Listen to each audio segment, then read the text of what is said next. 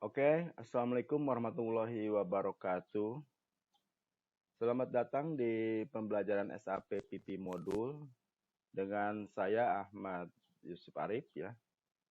Untuk Anda yang ingin mempelajari SAP PP, Anda bisa lihat situs saya di sapindonesia.net ya. Nah, di sini di sapindonesia.net. Di menu utama dari sapindonesia.net nanti Anda bisa melihat silabus yang saya bahas khususnya di SAP PP modul ya. Dari master data ada material master, ada BOM, ada work center, routing, production, version.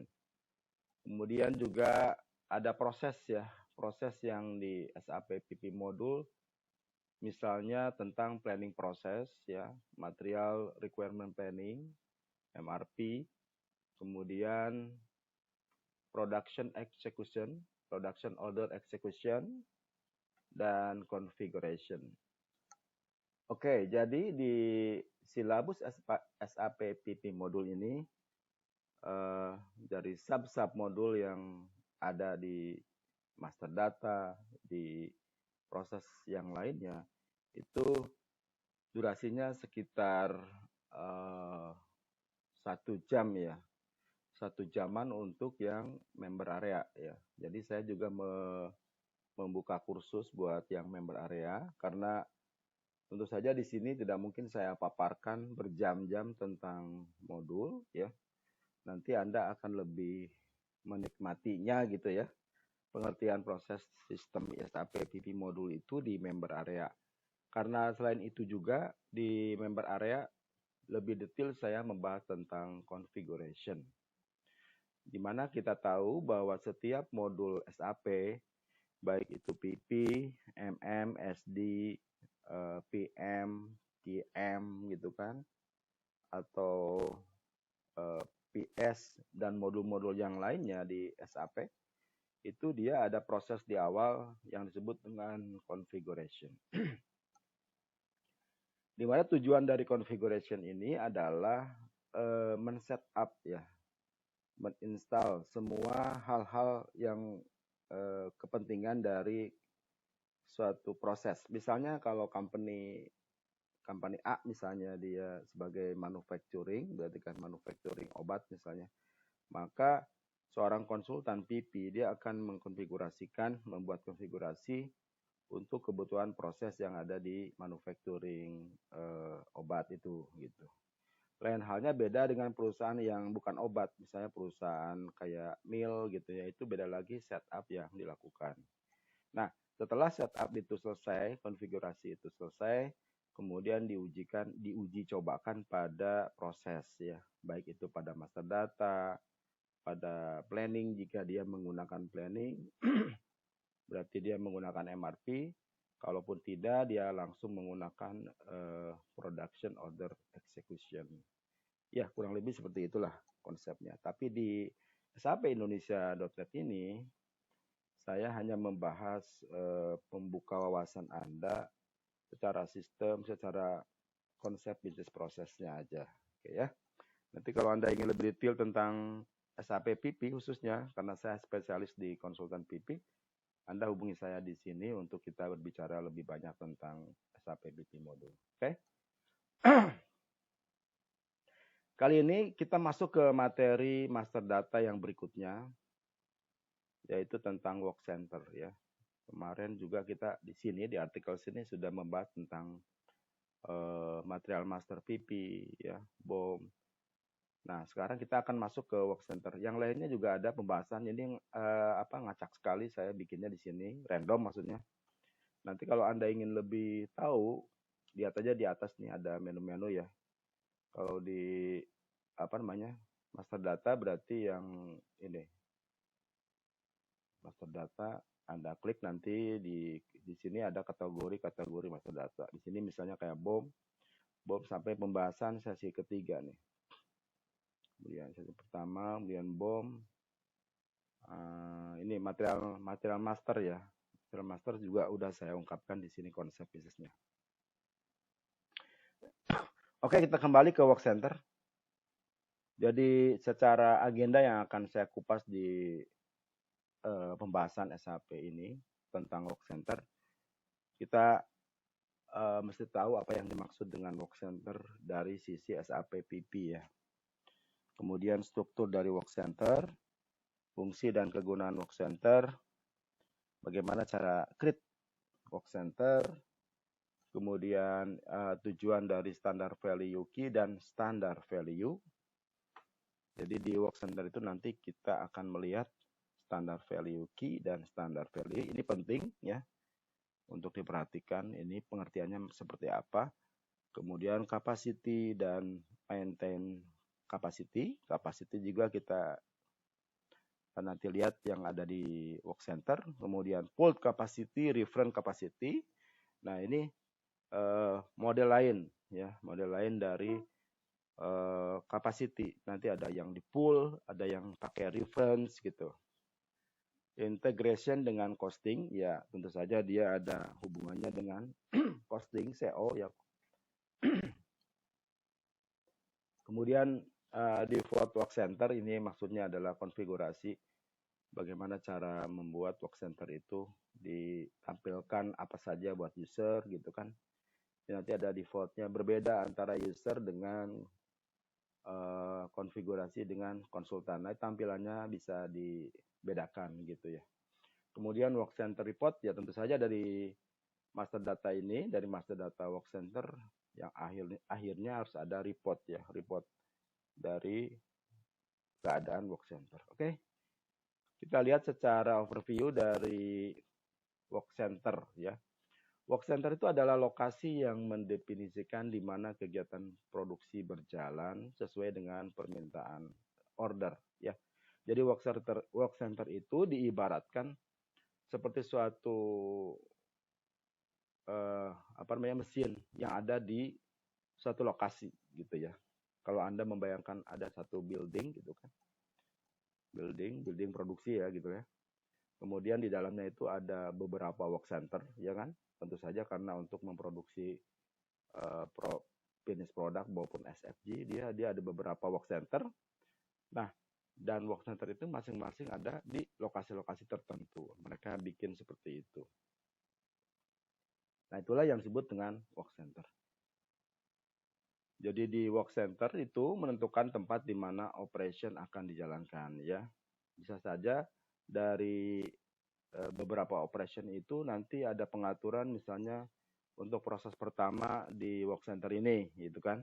Berikutnya nanti akan di work center yang kedua, ketiga misalnya kalau memang ada yang berkelanjutan prosesnya. Kalau tidak ya dia mandiri aja di work center itu misalnya gitu. Kemudian di dalam company yang lain, work center juga disebut mesin ya, mesin center atau capacity center. Itulah work center. Cuman istilahnya di PP itu di manufacturing adalah work center. Nanti ada satu lagi istilah work center yang sama-sama pengertiannya adalah work center, itu di SAP PPPI. Jadi perlu saya jelaskan juga di sini bahwa SAP itu ada dua bagian besar lah ya. Sebenarnya sih bisa ada 3 atau 4 gitu ya. Yang jelas ada dua bagian besar. Yang satu adalah sebagai production order disebutnya, dan satunya lagi sebagai process order. Ini berbeda ya. Terminologinya jangan dicampur aduk gitu. Itu berbeda sekali karena memang kenyataannya proses dari itu berbeda gitu. Proses manufacturing dari kedua itu berbeda. Jadi Anda harus terbiasa kalau kita ngomongin production order berarti yang discrete manufacturing gitu ya. Kalau kita ngomongin proses order berarti yang SAP PPPI gitu ya. Jadi ini kita harus dibiasakan nih pakemnya. Oke? Nanti kita akan lihat selanjutnya. Work center dapat didefinisikan sebagai individu atau multiple mesin, people, tools, dan sebagainya. Jadi, oh iya tadi saya ada yang kelewat. Jadi saya bilang ada istilah yang lain dari work center di SAP PP ya. Kalau work center itu istilah mesin yang ada di production order atau discrete manufacturing. Sementara di SAP PPPI gitu nyebutnya ya. itu disebutnya sebagai resource ya, mereka menyebutnya resource. Kalau disamadengankan ya mesin-mesin juga, cuman dibedakan begitu. Nggak tahu, saya mungkin dibedakan karena memang ya beda lah prosesnya. Yang satu untuk lebih lengkap, lebih kompleks, biasanya manufacturing proses order itu lebih lengkap, lebih kompleks gitu ya. Sementara yang production order biasanya lebih simple gitu. Oke, kita lanjut. Jadi work center itu bisa didefinisikan sebagai individu. Ya, individu ini mesin ya, satu mesin yang berdiri sendiri, ya itulah bisa disebut sebagai work center. Atau yang multiple mesin. Yang multiple mesin bisa jadi terdiri dari beberapa mesin yang sama misalnya. Kita kategorikan mesin work center bisa, karena memang di situ ada satu proses yang memang dari A sampai Z misalnya gitu. Yang dimana juga di situ ada people ya, ada people yang mengoperasikan, ada supervisor mesinnya gitu kan, atau juga tools ya. Jadi work center itu tidak berarti mesin aja, tools juga termasuk gitu, termasuk tools. Karena apa? Di dalam tool itu sendiri ada biaya gitu kan, ada pengerjaan dari employee dan sebagainya. Sama lah fungsinya. Kalau dia ada biaya setup gitu kan ya, ada biaya ada employee yang di situ yang melakukan, atau ada biaya activity lain yang memang harus diincas ke accounting gitu kan, dan sebagai biaya atau sebagai cost center. Nah, cost center ya istilahnya lagi sebagai cost center, maka itu dikategorikan sebagai work center ya. Jadi jangan Anda punya pikiran kalau work center itu mesin gitu. Itu saya untuk memudahkan aja. Tetapi sesungguhnya work center itu bisa terjadi adalah selain mesin itu sendiri, juga bisa people, bisa tools gitu ya. Work center digunakan di dalam routing dan production order ya. Jadi makanya kita mesti mengetahui di awal, di setup awal sebelum proses selanjutnya adalah step work center. Jadi kita stepnya itu kalau di SAP Indonesia.net ya, saya membahas stepnya kalau pembuatan master data PP maksud saya, iya. Itu stepnya harus ada material master dulu. Ya iya pasti ya, harus ada kode material dulu gitu. Stepnya begitu. Lalu setelah kode materialnya ada, plannya ada, slognya ada, kemudian Anda bikin di BOM. Karena BOM itu tanpa kode material itu tidak mungkin juga, tidak bisa. Ya. Lalu setelah itu baru Anda bikin work center. Work center, bikin kode-kode mesin, baik itu toolsnya dan tadi employee-nya gitu kan. Nah, setelah work center ada, baru bikin routing. Jadi routing itu juga adalah disuplai dari kode work center. Jadi work center harus ada dulu, baru ke routing ya. Kita kembali ke sini gitu ya. Jadi urutannya tidak boleh dilupakan urutannya. Tidak mungkin kita ngaclok-ngaclok gitu ya. Itu pembuatan di awal. Oke. Kemudian tadi work center digunakan di dalam routing ya. Jadi ada proses routing. Routing itu adalah task list ya. Nanti kita juga akan bahas routing. Jadi routing itu adalah task list operation, step-step yang ada di produksi, urutan proses begitulah ya. Di mana urutan proses itu bisa terjadi dia menggunakan work center atau tidak gitu. Contoh, kalau untuk packing, untuk pengepakan itu kan tidak perlu work center, hanya employee yang melakukan. Tapi kalau untuk proses ya, proses mixing gitu ya, proses peeling, itu tentu dia harus punya work center ya. Nah, proses itulah yang work centernya disuplai dari master data work center. Jadi ketika masuk ke production order itu sudah masuk dua-duanya tuh tadi. Bahkan master data yang lainnya pun masuk, misalnya material gitu kan, BOM masuk ya, tentu saja harus ada BOM kalau pembuatan finish product ya. Terus juga work centernya masuk, kemudian routingnya sudah masuk semua ada di production order gitu ya. Nah, work center diintegrasikan dengan bagian yang lain. Jadi di dalam work center ini krusial nih. Kalau kita melihat di manufacturing di SAP PP, work center itu adalah satu hal yang krusial. Kenapa? Karena di dalamnya banyak modul-modul yang sengaja menyimpan, mengcapture untuk biayanya mereka, untuk reportingnya mereka. Seperti misalnya scheduling PPIC ya. PPIC sangat penting sekali, sangat berperan melihat kinerja dari work center gitu kan ya. Penjadwalannya kapan dia mesin harus jalan, kapan mesin harus di break time gitu kan. Kapan mesin juga harus dioper, di leveling dan sebagainya. Ini PPIC berperan sekali untuk pengaturan work scheduling ya. Jadi betul-betul dia urgent nih work center ini harus diperhatikan. Kemudian capacity planning ya. Tentu saja ini bagian teknik ya. Tentang capacity planning. Kita ngomongnya nanti akan ada di SAPPM ini ya. Yang teknik itu ada satu modul lagi yang saya juga memberikan pengajaran di SAPPM, di mana di situ diperhatikan maintenance dari mesin ya, baik itu mesinnya kapan ya, tadi itu kapan break time, kemudian jadwalnya harus harus perawatan gitu kan ya, semuanya itu harus dikontrol. Dan terakhir juga ada keterlibatan dari modul costing ya, accounting. Kenapa?